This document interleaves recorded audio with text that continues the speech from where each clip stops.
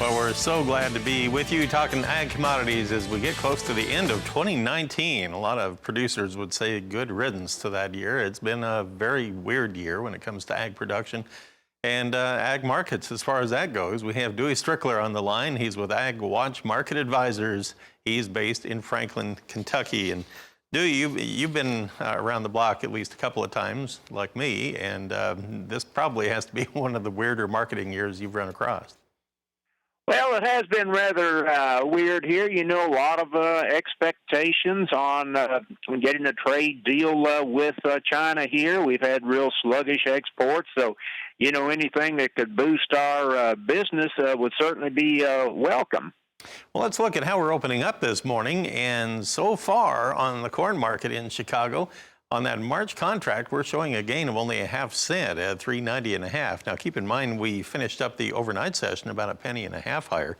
So it's kind of easing off of that a little bit. We have the May contract 3/4 higher at $3.97 1/2. How much of this do you think is just consolidation or position squaring before the end of the year?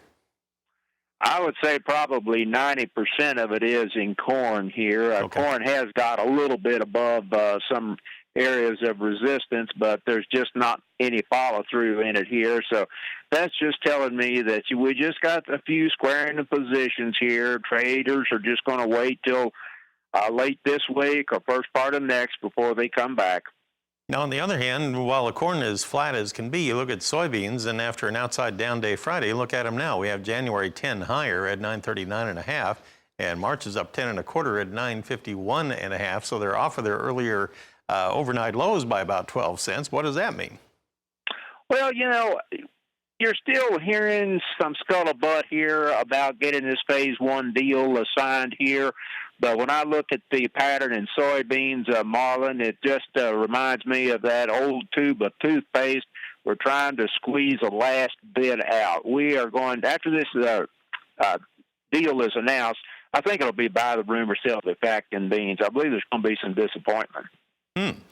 Okay, let's take a look at the wheat. How is wheat opening up in Chicago? Well, we're 4 higher in the March. We're at 560 1/4.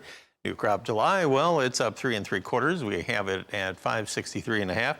On the Kansas City contract, let's take a look at March 1st, and that one is trading 4 higher at 483 3/4. Minneapolis March wheat is currently trading 3 3/4 higher at 557 3/4 now. Make it 4 1/4 higher.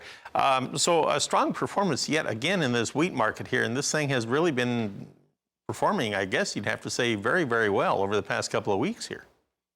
It has, but we're looking, or at least I'm looking at a pattern very similar in wheat. That's what I am looking in soybeans. I'm looking at a pattern that shows that we could be putting in a very important top here very shortly.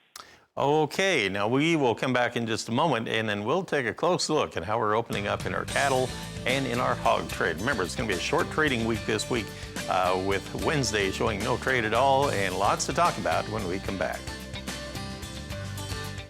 We are talking with Dewey Strickler of Ag Watch Market Advisors. He's based in Franklin, Kentucky. And let's take a look at how we're opening up things in our livestock trade. First of all, we go to the live cattle board. Well, is it going to be exciting today or not? Well, no. It's actually opening up narrowly mixed. Not a lot going on. December 20 higher. We're at 123.72. Make it 22 higher right now. But remember, we're about at the end of the month here. Most of your volume is going to be in the more deferred months, such as February. That's down 13 cents right now. We're at 126.58, and you have April down 15 cents. How about on the feeder cattle side? Well, let's roll over there where we have January trading 25 cents lower. We're now at 145.30 per hundredweight. And you have the March contract down 48 at 144.32. That's about a $0.50 off of its high of the morning trade so far. Let's take a look at the hogs. How are they holding up? Well, on this Monday here, we are higher across the board, not by a lot, but we are on the nearbys. The February contract is 47 higher now. It's 71.05. Make it 71.03. Just tick down a little bit. April now 33 higher at 78.20. That's about as exciting as it gets. The other months are just showing mild gains. Let's go back to Dewey Strickler. And Dewey, what do you think on the open here? First of all, on the cattle, kind of narrowly mixed to a weaker tone to start things out here this morning. What does that all mean? Anything? Well, it doesn't mean much of anything. Here we do have a pretty stout premium of futures to cash here, and I think that is holding the market down here a bit. Also, we're looking at increased supply going in next year. Cutout is down, so I mean there are a lot of factors here that are holding this market back. What about the winter storm that's affecting the upper Midwest and northern plains? Does the trade just have the impression that it's just kind of skidding by the areas where they really need to be concerned when it comes to feedlot production? Yeah, I think that's you hit the nail on the head there, Marlon, because most of your production is going to be down in the southern plains areas there. And so I think, with what we got going on in the upper plains and so forth, it's just being taken sort of like a, bump in the road. Now, on the pork side, I saw a Newswire story this morning where apparently China has taken 100,000 tons of pork out of its own reserves and put them into its own market there to help keep the price stabilized there. I was afraid maybe that would be hurtful to the open here on the lean hogs today, but they're hanging right in there even with that news. Was that already built into the market, or what do you think? Well, it may have been built into markets. I think that the trade just really has other ideas and things they're looking at about China, mostly is trying to get this agreement signed. I think that's where the greatest interest is right now.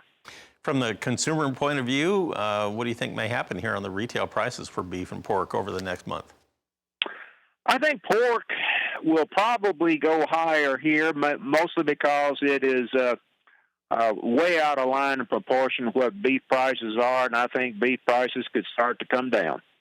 Dewey, thanks for the time. Always a pleasure to talk with you, and Happy New Year to you, just a touch early. I won't get to talk to you before then, I'm sure, but Dewey Strickler is a great contributor from Franklin, Kentucky with AgWatch Market Advisors. Tammy? All right, always interesting to get his insight. Yeah.